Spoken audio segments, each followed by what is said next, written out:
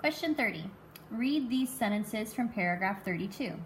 This is another isolated text question where they took actual text from the from the story, and want you to really just look at that in order to answer the question.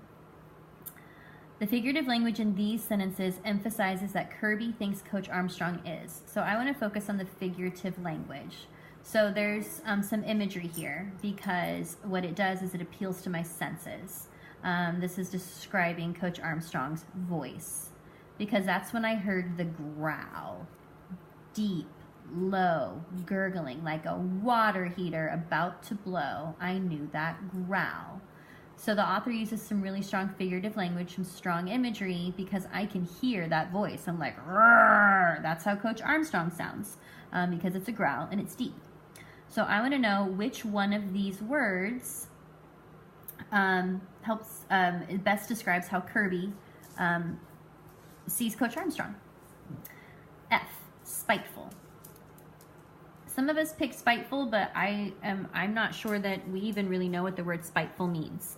To do something out of spite means that you're like kind of getting back at someone. And here there's no evidence that Kirby thinks that Coach Armstrong was spiteful. It's just his voice. So this is definitely not the correct answer. George. G, intimidating. Okay, if you're intimidated by someone, you're scared. And I would be pretty scared of a voice that was deep and low and gurgling, a growl. So I think that Kirby was probably intimidated by Coach Armstrong, so I really like this one. H is arrogant, which is like a word like conceited, full of himself. And you might have picked that because you might have thought that maybe Coach Armstrong was like that because he was kind of mean and bossy. But just based on this description, we don't know anything about how arrogant he may be. So that one is incorrect. J is mysterious. So Coach Armstrong did not come in with a cape and a funny accent, and he wasn't mysterious at all. That's not the feeling that we get from Coach Armstrong. So J is incorrect as well.